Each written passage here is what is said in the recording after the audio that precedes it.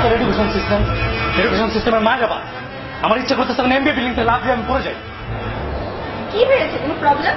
কি প্রবলেম নাকি? প্রবলেম থাকে বল। প্রবলেম এডুকেশন মানে শিক্ষা। সে ছোটবেলা থেকে শুনতেছি লেখাপড়া করে যে গাড়ি ঘোড়া চড়েছে, লেখাপড়া করে যে গাড়ি ঘোড়া চড়েছে। এখন আমার কি মনে হচ্ছে জানিস, লেখাপড়া করে যে গাড়ি চাপা পড়েছে, লেখাপড়া করে যে গাড়ি চাপা পড়েছে। লেখাপড়া এই পর্যায়ে আমার মনে হচ্ছে গাড়ি ঘোড়ায় চড়ে আজকে আমার পাবনা মেন্টাল হসপিটাল যেতে হবে। যে শিক্ষা মানুষের প্রবলেম সলভ করে সে শিক্ষা আছে আমাদের সবচেয়ে বড় প্রবলেম। পৃথিবীতে আসার পরপরই শুনলাম আব্বা মা আগে ঠিক করে রাখছে আমি নাকি ডাক্তার হবো। রক্ত থেকে যে ছেলে অজ্ঞান হয়ে যায় সেই ছেলে হবে ডাক্তার। ওয়াও চমৎকার। আব্বা আমার ডিমের বলে কথা। ছোটবেলায় বাচ্চা লাথি মেরে আব্বা বলতো পড়তাম। মানুষ ছিলাম 9 কেজি আর আমার ব্যাগের ওজন ছিল 36 কেজি। সাবজেক্ট ছিল 13টা আর আমার বই ছিল 39টা। মাঝে আমি নিজেই কনফিউজ হয়ে যাই। তখন তারা আমাকে মানুষ ভাবতো নাই গাধা ভাবতো। মানুষ ভাবতো তার গাধা প্রশিক্ষণ দিত না। কিছুদিন পর তাদের আবার নতুন আবদার, আর যাই করো বাবা এসএসসিতে কিন্তু তোমাকে সোনা পেতেই হবে। সোনা না পেলে কিন্তু চাকরির বাজার আর বিয়ে বাজারে তোমার কোনো মূল্য নাই। সবাই বললো আমার ভবিষ্যৎ নাকি সোনার মতো উজ্জ্বল হয়ে যাবে। ওকে ফাইন, সোনার ছেলের মতো আমি তাদের সোনা এনে দিলাম, তাতেও তারা সন্তুষ্ট না। এখন তাদের এইচএসসিতেও সোনা চাই, সেটাও এনে দিলাম, তাতেও তারা সন্তুষ্ট না। ভাগ্যিস আমাদের সময় পিএসসি জিএসসি নাও স্বর্ণ প্রতিযোগিতা ওগুলো ছিল না, তাহলে আরো দুটি সোনার দাবিতে ঘরে ঘরে মিছিল হতো। যাই হোক এইচএসসি দিলাম, সোনাও পেলাম, এখন তারা মানলো 90 ডিগ্রি অ্যাঙ্গেলে পোল্ট্রি। আজকাল এইচএসসি রেজাল্টে কিছু হয়, তোমাকে ভালো কোথাও এডমিশন নিতে হবে, তোমাকে বুয়েটে চান্স পেতে হবে, তোমাকে মেডিকেলে চান্স পেতে হবে, তোমাকে ঢাকা বিশ্ববিদ্যালয়ে চান্স পেতে হবে, হেনা তেনা কত কি। এগুলোতে চান্স না পেলে নাকি আমাকে কারণ বাজারে সবজি বিক্রি করতে হবে। মাঝে মাঝে মনে হয় ওটাই বুঝে আমার জন্য বেটার। এবার গেলাম ইউনিভার্সিটিতে অ্যাডমিশন টেস্ট দিতে, সময় 1 ঘন্টা। 1 ঘন্টার মধ্যে তারা বুঝে ফেলবে আমি তাদের ইউনিভার্সিটিতে পড়ার যোগ্য কিনা। 1 ঘন্টা ধরে আমি কি করলাম, এরকম গোল গোল বৃত্ত পরাগ করলাম। তারপর তারা আমাকে যথাবিহিত সম্মানপূর্বক জানালো, কি জানালো, আমি তাদের ইউনিভার্সিটিতে পড়ার যোগ্য না। কোথায় লেখাপড়া করে ডক্টর ইঞ্জিনিয়ার হবো, আব্বা আমার ইচ্ছা পূরণ করবো, সেখানে তারা 1 ঘন্টার পরীক্ষা নিয়ে রায় দিয়ে দিল আমি তাদের ইউনিভার্সিটিতে পড়ার যোগ্য না। তখন কি করতে মন চায় মল।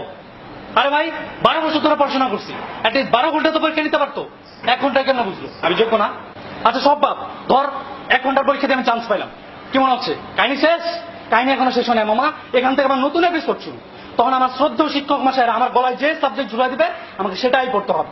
আমি পড়তে চাই বাংলা, আমার গলায় ঝুলাই দিচ্ছে ফার্সি।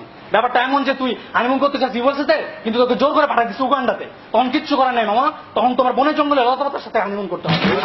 আরে ভাই আমার যেটা ভালো লাগে তুমি আমাকে সেটা করতে দাও, আমাকে আমার মতো শিখতে দাও, কেন ওই জবরদস্তি? একটা সুন্দর জাতির জন্য শিক্ষা দরকার, অবশ্যই দরকার, এই ব্যাপারে কোনো সন্দেহ নাই। কিন্তু সেই শিক্ষাটা যখন বোঝা হয়ে দাঁড়ায় তখন তো জাতীয় অকালে পটল তুলবেই। মুস্তাফিজের শিক্ষা হলো কিভাবে আলো বল করা যায় ও কোটা শেখে, কিন্তু ওকে জোর করে ভূগোল পড়তে যাও, প্রবলেমটা ওখানে। আরে ভাই প্রত্যেকটা মানুষের ভালো লাগার একটা জায়গা আছে, যার যেটা ভালো লাগে তাকে ওটা করতে দাও, কেন জবরদস্তি? এরপর শুধু ক্লাসের অ্যাসাইনমেন্ট, এটা বোর সাথে ঝগড়া হয়েছে, ক্লাসে এসে অ্যাসাইনমেন্ট দিয়ে দিচ্ছে। সপ্তাহে দিনের সংখ্যা 7 আর অ্যাসাইনমেন্টের সংখ্যা 14। স্যারকে যদি জিজ্ঞেস করি স্যার অ্যাসাইনমেন্ট 14টা কেন, তখন বলবে আমি দিচ্ছি একটা, আমার বউ দিচ্ছে একটা, আমার ছোট মেয়ে একটা, মেজো মেয়ে একটা, বড় মেয়ে একটা, আমার ছোট ছেলে একটা, মেজো ছেলে একটা, বড় ছেলে একটা, আমার আব্বা দিচ্ছে একটা, আমার আম্মা দিচ্ছে একটা, আমার শ্বশুর একটা, শাশুড়ি একটা, আমার উকিল বাপ একটা, আর হচ্ছে কি আমার খালাতো ভাইয়ের শালার ছেলে দিচ্ছে একটা। টোটাল 14। 4টা বছর ধরে কুত্তার মতো অ্যাসাইনমেন্ট করলাম, এখন আমার নিজের এই কুত্তা মনে হয়। তাদের হাতে আবার 10 মার্কস, তো চান যে আমি মাস বেয়াদের কথা তো চিন্তাও করা যাবে না। 1 কোর্সের জনক শিক্ষক আমাকে 10-এ 0 ধরাই দিলেন। তাকে আমি যথাবিহিত সম্মানপূর্বক জিজ্ঞাসা করিলাম, জনাব আমার 0 পাওয়ার কারণটা যদি একটু বলিতেন। তিনি আমাকে বলিলেন তুমি আমার সাথে বেয়াদবি করিয়াছো বৎস। তাকে আমি পুনশ্চ জিজ্ঞাসা করিলাম, তো জনাব আপনার সাথে আমি কি বেয়াদবি করিয়াছি? তিনি আমাকে মাখা মাখা সুরে বলিলেন, তুমি পাঠদানের সময় 3খানা হাঁচি দিয়েছো বৎস। এই যুগে আমার বেদবি নমুনা, তোরাই বল আমার কি করা উচিত? আমার তো অনেক আগে প্যারাসিটামলকে মারা যাওয়া উচিত। আল্লাহ 30টা দিন এক্সাম, আল্লাহ 30টা দিন এক্সাম। ক্লাসের তো একদম বেশি, short term, mid term, long term, আল টার্ম, কত যে টার্ম আছে তার কোনো হিসাব নেই। স্যাররা আমাদের সাথে কুতুকুতু খেলে, ক্লাসে পড়াবে একটা আর পরীক্ষা দিবে আরেকটা। ব্যাপারটা এমন যে ক্লাসে খাওয়াবে সাদা ভাত আর পরীক্ষা দিবে নান্নার বিরিয়ানি, তাতেই তুই কাপ। মাঝে মাঝে মনে হয় এক্সাম যে আবিষ্কার করছে তারা যদি পাইতাম তাহলে আমি 3 ঘন্টা একটা এক্সাম দিতাম। 3 ঘন্টার এক্সামে কোশ্চেন থাকতো 3 ঘন্টা থাপড়ায় তোর চেহারার কি অবস্থা হবে। সপ্তাহে 2-1টা দিন ছুটি পাই, ভাবি আরাম করে একটু ঘুমাবো, কিন্তু ঘুম আর কপালে নাই। কারণ ওই যে স্যার তার বউকে নিয়ে হানিমুনে গেছে, ওটা মেকআপ ক্লাস ফ্রাইডেতে দিলেও ঘুমের 12টা বাজায়। লোকজন আমরা বলতো একবার ইউনিভার্সিটিতে ওঠো তখন আর পড়াশোনা নিয়ে কোনো টেনশন করতে হবে না, তখন খালি আরাম আর আরাম, খুব আরাম।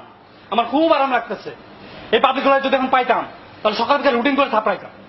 ল্যাব করো 14 ঘন্টা, ল্যাব রিপোর্ট তৈরি করো, ইন কোর্স এক্সাম দাও, ফাইনাল এক্সাম দাও, সিজিপিএ কম, রিটেক খাও, এগুলো কি লাইফ? বল এগুলো কি লাইফ? এগুলো আমার লাইফ।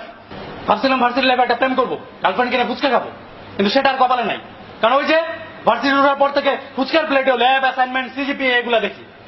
আমার নিজের সিজিপিএর যে অবস্থা, প্রতিদিন আমারই ফুচকা বিক্রি শুরু করে দিতে হয়। তখন আর গার্লফ্রেন্ডকে ফুচকা খাওয়াতে পারবো না, তখন অন্যের গার্লফ্রেন্ডকে ফুচকা খাওয়াতে হবে। দুধের স্বাদ ঘুলে মেটানো আর কি। ছোটবেলায় স্বপ্ন দেখতাম জন আব্রাহাম হবো, কিন্তু হয়ে গেলাম হিরো হলো। কারণ ওই যে ছোটবেলায় আব্বা মা বস্তা বস্তা বই কাঁধে ঝুলাই দিছে, তাই আজকে আমার উচ্চতার শারীরিক গঠনে এই অবস্থা। মেয়েরা আমাকে বাটু বান্টি বলে ডাকে, আর সবাই বলে কানা আঙ্কেল। কারণ ওই যে পড়তে পড়তে চোখ দুটো তন্দ হয়ে গেছে, মাঝে মাঝে মনে হয় জীবনটা পুরো গুলিস্তানের লেগুনে হয়ে গেছে, যে দিকতে পারতেছে চলতেছে। লেখাপড়া শেষ, এবার মাথায় নতুন ধান্দা, জব খোঁজো। এই সোনার হরিণ না পেলে সমাজে তোমার কোনো মূল্য নাই বাচ্চা, সবার কাছে তুমি আগাছা। মেয়ের বাবাকে পাঠানোর জন্য হলে তোমার অবশ্যই একটা গভর্নমেন্ট জব চাই, তখন ভুড়ি মোটা, পাচা মোটা, টাকলা, কালাচানের মূল্য কোটি টাকা। এবার আসি আমাদের দেশে আজীব জব সেক্টরে। তুমি পড়তেছো কম্পিউটার সায়েন্সে, কিন্তু আমাকে জব করতে হবে ব্যাংকে, বিসিএস দিয়ে তুমি হয়ে যাবে এএসপি। তাহলে এতদিন কেন হার্ডওয়্যার সফটওয়্যার নিয়ে মাতামাতি করলা? আরে ভাই, তুমি যদি পুলিশে হবা তাহলে তো তোমার তো ক্রাইম ক্রিমিনাল এগুলো নিয়ে স্টাডি করার কথা ছিল। Education system